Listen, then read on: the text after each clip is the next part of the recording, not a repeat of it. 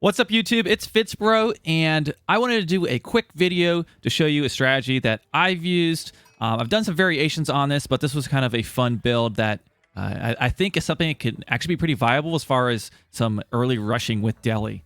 So let's show you what's going on here. So the map here is Ancient Spires. So naturally, there's several waters you can go get. This is actually a Delhi mirror, which was really weird because I never see other Delhi players. But this strategy, I think, works on any civilization if they do not counter it.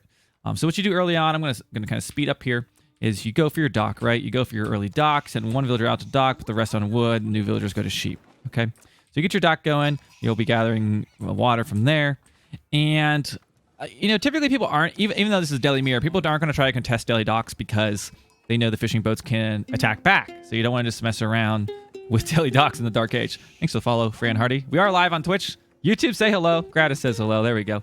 But so what I did here is my idea was I'm going to age up, go for stone, and then I'm going to try to go build a stone wall and then tower rush him. Now, though I say this is a Delhi strat, any civilization can do this, right? I always think that's interesting. Like, you see Delhi players do it the most, but any civilization can do this.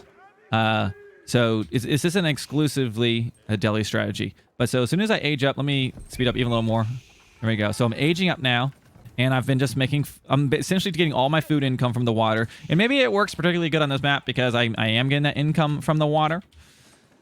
But my goal is, like, on this map, they've got this, like, forward gold mine. I don't think I actually end up walling this, but their res is typically kind of like one-sided. So if you can get a successful tower off, it can be really, really good. So here we go. I'm aging up, and I kind of decided last second. I was like, screw it. I'm going to try a strategy. So I've got right now 6 on stone, just a few on gold because I want to be trading scholars. I probably had too much on gold, to be honest, and then enough on wood just to sustain making some fishing boats.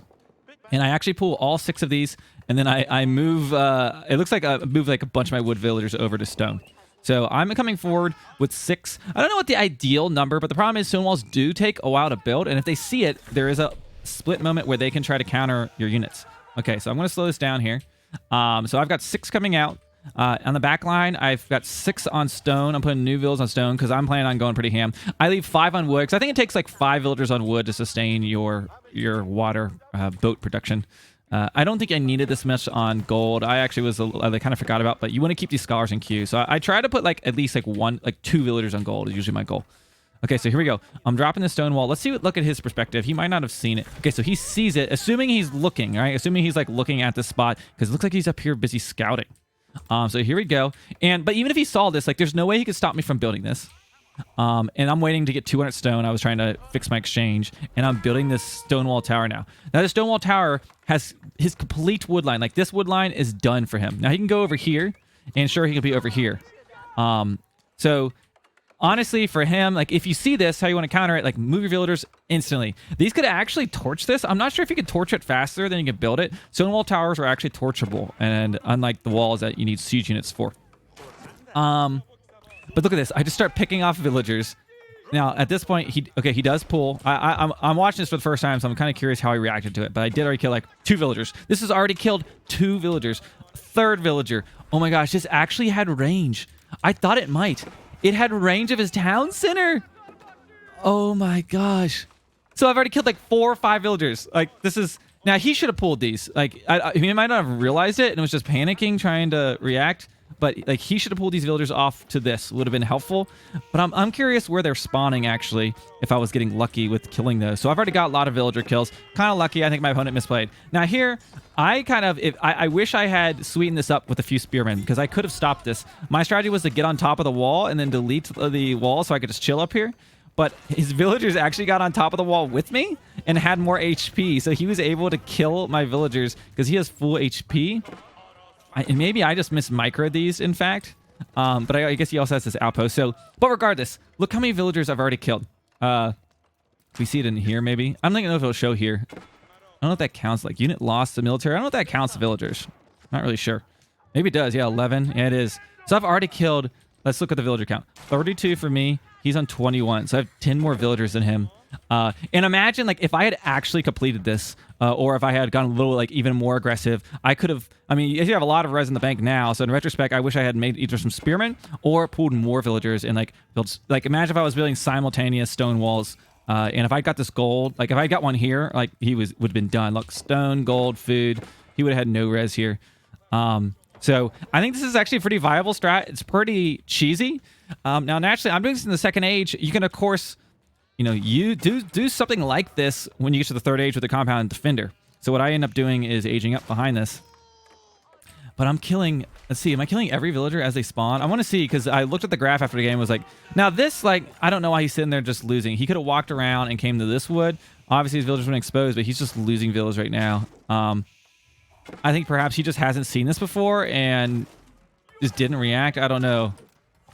So, as far as opponent's reaction, this isn't the strongest I've seen. But in general, this works even against someone who is reacting. Oh my gosh, let's see. I want to see if it's killing villagers as they come out of the town center. Because this will one-shot them. This does 60 damage. Unless he upgrades them, they could survive 2 shots. Okay, let's see. One's going to pop out. Because they always pop out the same side. No, so I wasn't getting them as they popped out. I was one. Later game, I saw that I actually got some vills. I'm going to speed this up because I want to see how much more we got here.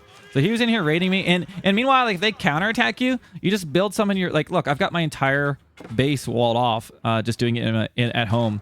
And the idea, even if you don't get villagers and they pool here, you want them to react. So he's reacting by moving his villagers away. He's reacting by like, oh, I'm going for rams. I'm going for whatever to try to like, if he's building rams, like I'm happy about that. He's spending more time in the feudal age while behind this, I've just aged up and I'm taking the sacred sites. And now while he's up here busy, he didn't actually react to this, but imagine like he had made rams or whatever. He's like reacting and trying to kill this stuff.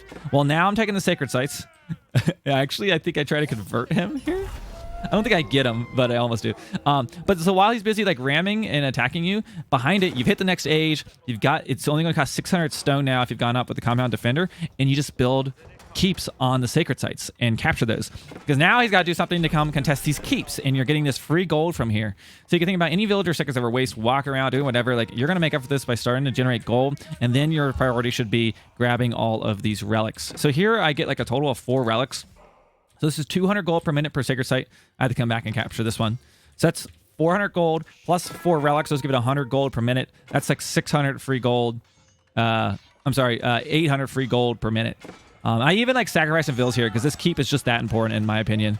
I could have... This was kind of foolish on my part. I could have brought something up and actually killed these, but I like just didn't care at this point. I was like, nope, I want this keep up. I want to have the sacred site, have this gold. And I think it probably is worth it in the long run, to be honest.